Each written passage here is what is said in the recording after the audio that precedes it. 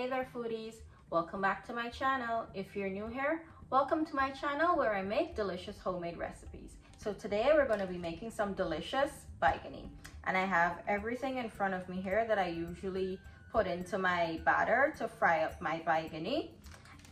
Here I have just a packet of phalourie mixture. I usually use any brand, anyone will work, they all taste the same. I have my eggplant here, or my baiganee. I have some water, 1 cup of all-purpose flour, 1 teaspoon turmeric, 1 teaspoon garlic powder, 1 teaspoon ajee, 1 teaspoon green seasoning, 1 teaspoon black pepper, 1 teaspoon onion powder, 1 teaspoon pepper flakes, 2 teaspoons baking powder, 2 teaspoons of sugar, 1/4 cup green onions, 1 packet of sazon, 1 teaspoon of roasted jeera, 1 teaspoon of salt, and 2 teaspoons of yeast. Okay, so let's start making this Baiganee up. To a large mixing bowl, I'm going to add the phalourie mixture. I'll add my flour and all of the seasonings. Here I have all of my seasonings here in the flour and the phalourie mixture. I'm just going to give it a good whisk to combine everything.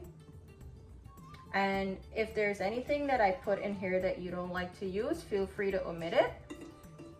Or if you want to add more of something, feel free to alter the recipe to your liking. And all of my ingredients and measurements are always listed in the description box. Just click more or tap more and it will drop down for you.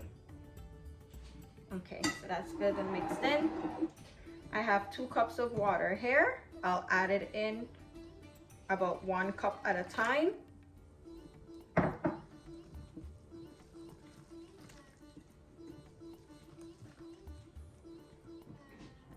All right, so here's our batter. I used a total of 2.5 cups of warm water.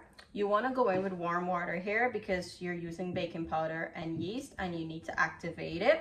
Now, I'm going to show you how to know that you would have mixed your batter to the right consistency. I'm going to pick it up and you'll see how it's running.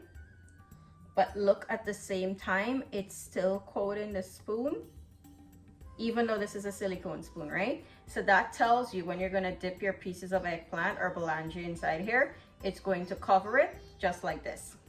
So that's a little tip or trick that you can use to see if you would have mixed it to the right amount of thickness. Also, if you happen to add more water, just add a little bit more flour and give it a taste, and you can adjust your seasonings because you would have added more water and you added more flour, so then you diluted down all the taste that you would have put into it.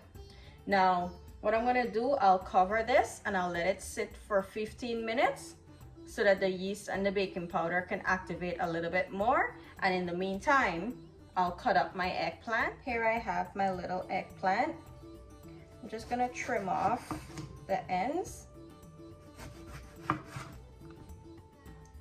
And you can cut your baiganee however you like to do it. You can split it down the middle and cut it and have like half circle shapes. That'll give you more. I usually, like, since it's just such a small one, I would just cut it into 1 circle. And you don't want to cut them too thick because what's going to happen, the batter for the Baiganee will fry and cook and the inside will not cook properly and the baiganee pieces will end up being raw.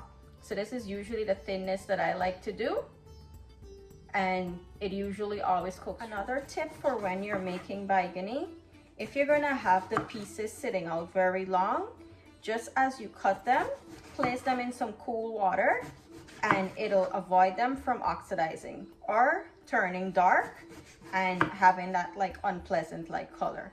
I'm not going to have these sitting out too long, so I'm not going to soak them. But if you're going to soak them, when it's time to fry, take your pieces out and lay them out on maybe a towel or some Bounty or something so that the water can drain off, because you don't want to put a soaking wet baiganee slice in hot oil. It's going to pitch up on you. So that's just another tip that I have to offer.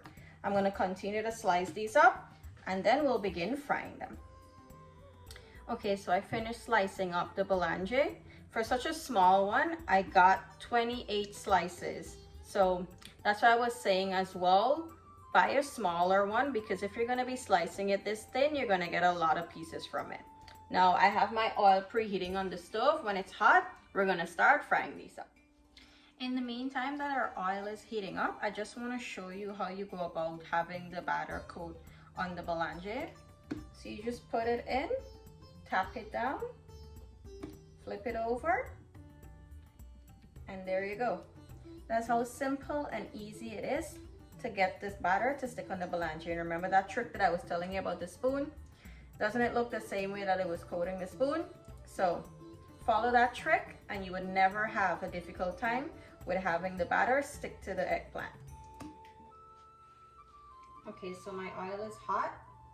You don't want your oil to be extremely hot, because what's gonna happen, the batter is gonna get brown and the boulange won't cook on the inside. So you just want a nice mild simmer. And as you drop them in, they'll rise up to the top on their own. Okay, so we have all of our Baiganee pieces in right now, and they floated up really nicely. This usually takes about 5 to 8 minutes to fry to a golden brown color. I'll show you what that color is when I'm ready to take it out. So I'll see you at that time. Okay, our Baiganee pieces are finished frying. They fried for about 7 minutes, and I just want to show you the color that I like to do. See, nice and golden brown. Now I have just a pan here with some tissue for draining. You want to make sure you drain these really well, because they suck up a lot of oil when frying. So just make sure to drain them on something that can absorb all of the oil as much as possible, so that when you're going to bite into it, it doesn't taste, very oily. I'm going to continue to fry the rest of these out, and then I'll plate them up and show you how good they're going to be looking. Here we have our delicious Baiganee, and to serve alongside it, we have some nice spicy mango sour. Look how good these are looking. They fried up really nice. Let's break into one and you can see what the inside looks like. See, that boulange is all cooked and nice and soft. Make a dunk. Who wants to come and take this bite? Tastes absolutely delicious. I hope you guys enjoyed today's recipe. Thank you for watching. Thank you for always supporting. To all my subscribers, thank you so much, because of course without you guys, this couldn't continue to be possible. Do like, share, comment, and if you haven't subscribed as yet, do subscribe to my channel. Do remember, all of my ingredients and the measurements are always listed in the description box below. See you in the next delicious recipe. Bye.